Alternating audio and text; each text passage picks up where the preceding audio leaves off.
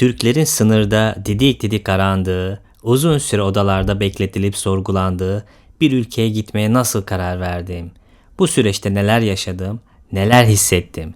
Kendi kadrajımdan yaşadığım hikayemi elimden geldiğince anlatmaya çalışacağım. Ben genelde gezi rotamı önceden çok araştırmam. 3-5 ay önceden uçak biletlerine bakarım ve amacım gitmediğim bir bölgeye gitmek. Uygun fiyatlı bir yer bulmaya çalışırım. Moldova için uygun fiyatlı bilet bulunca çok da araştırmadan Moldova için 2 kişilik bilet almış oldum. Gitmeye yaklaşık bir ay kala gezilecek yerlerle ilgili araştırma yaparken karşıma sürekli benzer başlıklı videolar çıkmaya başladı. Moldova Türkleri geri çevirdi. Türkleri almıyorlar. Deport yedik. Bu videolar haliyle beni biraz endişelendirdi.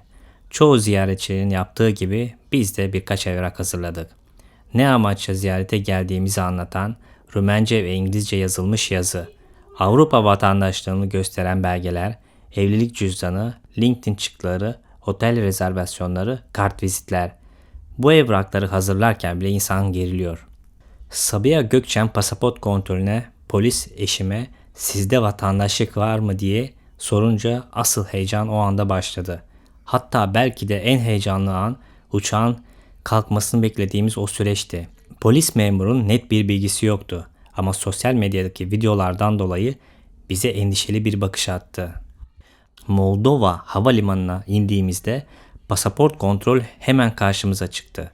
Havalimanı küçük olduğu için daha ne olduğunu anlamadan memurla burun buruna geldik. Memur İngilizce bilmiyordu. İhtiyacı olan kelimeleri bazen İngilizce, bazen Rumence söyleyerek iletişim kurmaya çalıştı. Bize şu soruları sordular. Dönüş uçak bileti, otel rezervasyonu, ne amaçla geldiğimiz, kaç gün kalacağımız. Hazırladığımız evrakları göstermemize bile gerek kalmadan sosyal medyada gördüğümüz o meşhur odaya aldılar. Yaklaşık 30-35 metrekare büyüklüğünde 3 tarafı fıstık yeşili koltuklarla çevrili boş bir oda. İçeride yaklaşık 30 kişi vardı. Odanın içinde başka bir odaya geçiş kapısı bulunuyordu. Arada bir odadan bir memur çıkıyor, elindeki pasaportlarla isim okuyup kişileri sorguya çağırıyordu. Yaklaşık 10 dakika sonra girişte işlemlerimizi yapan memur elinde pasaportlarımızla beni çağırdı. Bu çağrı beklediğimiz odadan değil de giriş yaptığımız alandan oldu. Herkesten farklı bir bölgeye götürüldük. Aslında bu odadan 1-2 saatten önce çıkmak çok kolay değilmiş. Hatta geri çevrilip deport edilenler, 3-4 saat bekletilenler de çok sayıdaymış. Memur eşime sen burada otur dedi. Benim çantamdaki her şeyi tek tek çıkartıp kontrol etti. Kıyafetlerin yanındaki fotoğraf makinemi görünce turist misin diye sordu. Cüzdanını açtı, içindeki paralara kadar baktı. Amatör telsiz belgeme takıldı. Ne olduğunu anlamaya çalıştı. Türk kimliğimi görünce şaşırdı. Hani Avrupa vatandaşıydın dedi. Ben de çift vatandaş olduğumu söyledim.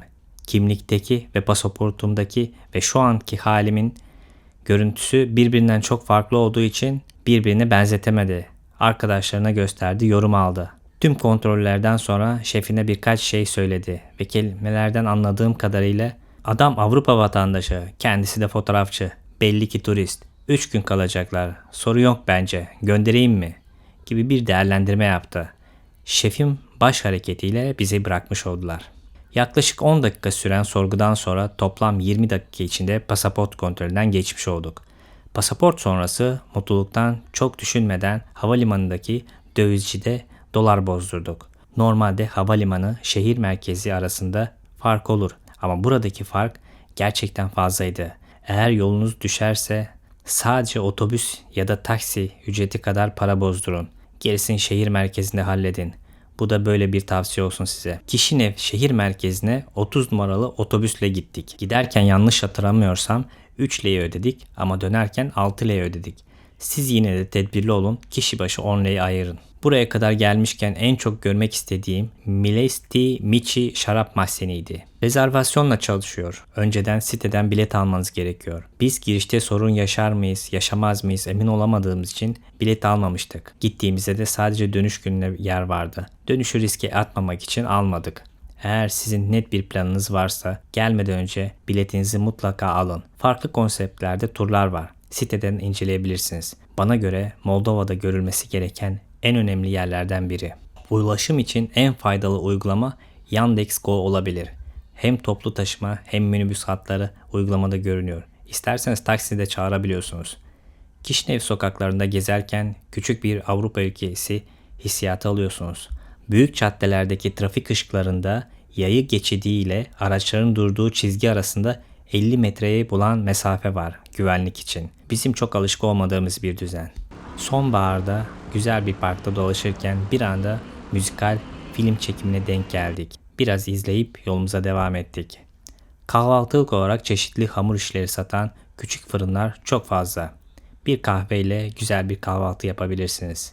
Zafer Takı hakkında kısa bir bilgi vermek istiyorum. 1840'larda Rus İmparatorluğu Osmanlı'ya karşı kazandığı zaferlerin anısına ele geçirdiği Osmanlı toplarını eritip devasa bir çan yaptırmak istiyor. Çan yapılıyor ama bir sorun var. Çan katedralin çan kulesine sığmıyor. Bunun üzerine öyleyse çan için özel bir kapı yapalım diyorlar ve bugün gördüğümüz Zafer Takı'nı inşa ediyorlar. Gagavuz Türklerin yaşadığı bölgeye gitmek için Gare de Sud yani Güney Terminaline gitmeniz gerekiyor. Biz önce şehir içi otobüsle ardından 120 numaralı dolmuşla terminale ulaştık. Oradan Comrat'a geçen 16 kişilik Ford Transit tarzı minibüse bindik. Comrat.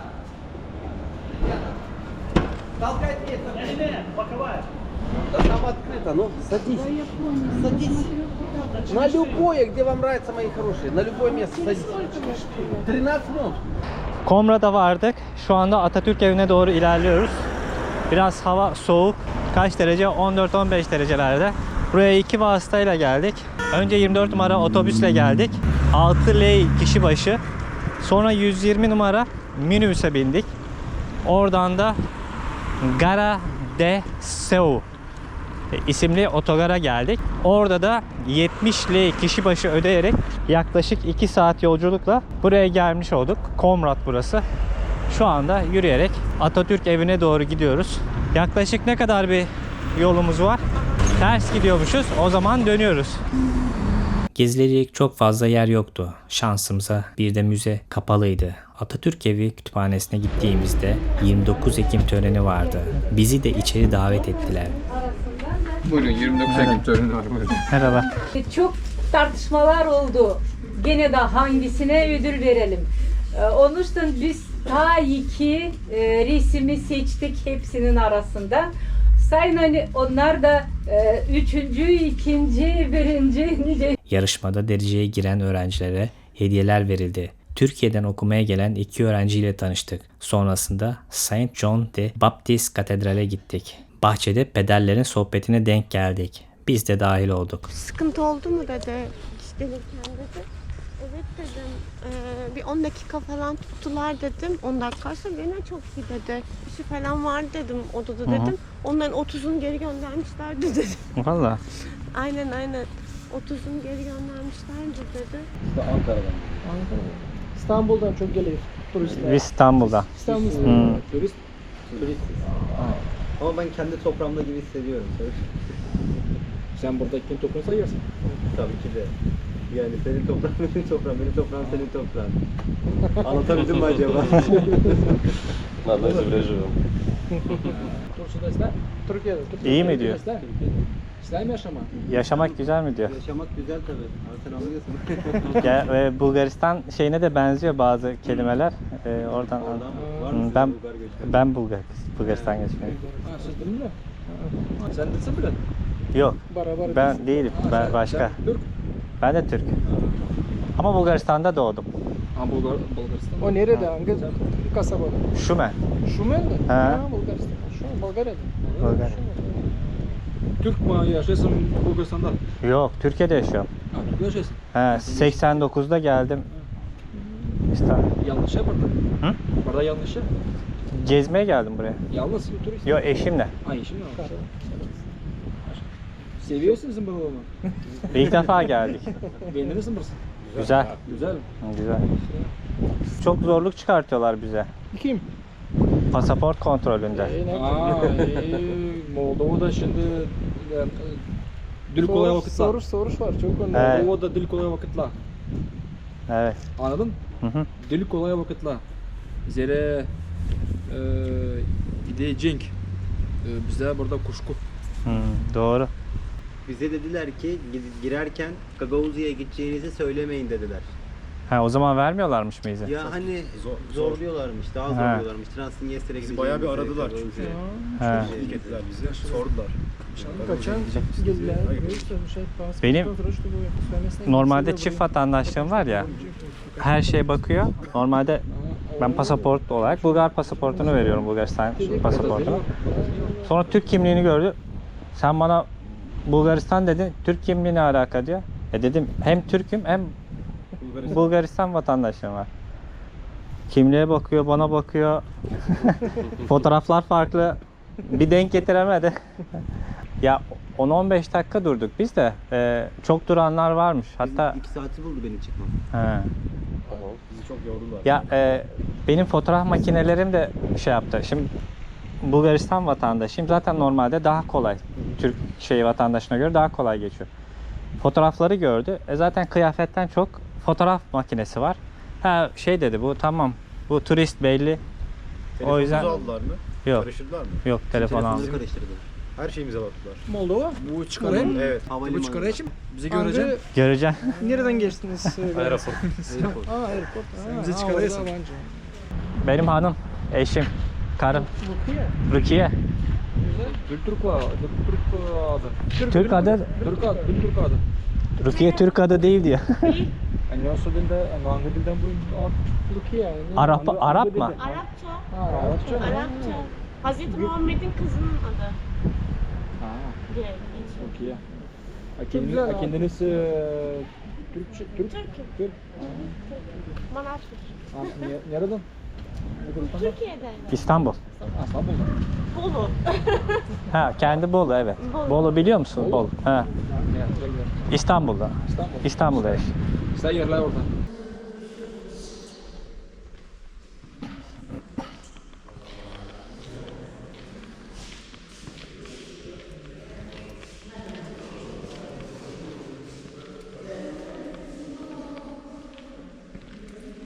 Ardından bir Türk esnafının işlettiği tavuk dönerciye uğradık. Tadına bak yani nasıl oluyor diye sen bilirsin. Ha, normalde koymuyor musun lahana? Şimdi bizim arkadaşlara koymuyorum. Siz yemiyorsunuz, kahve ikram edeyim. Yok abi sağ ol, içtim şimdi ben. Buranın kahvesi ikram edeyim. Ne var? Tamam et abi. Ya şimdi buraya getir bir kahve içmeden gidilir mi ya? Yemeğimizi yedikten sonra Kişinev'e dönüşte dolmuşla şehir merkezine geçtik. Komrat'tan Kişinev'e gitmek için önce 120 numaraya bineceğiz. Sonra 24, o zaman merkeze varmış olacağız. Bakalım otobüs, minibüs var mı? Restoran olarak çoğunlukla Endis Pizza'yı tercih ettik. Fiyatlar ortalama, lezzet gayet iyi. Bir akşamda La Placinte'de yemek yedik. Menüyü fiyatlarıyla beraber paylaşıyorum. En azından yemekler ve fiyatlar hakkında fikriniz olsun diye.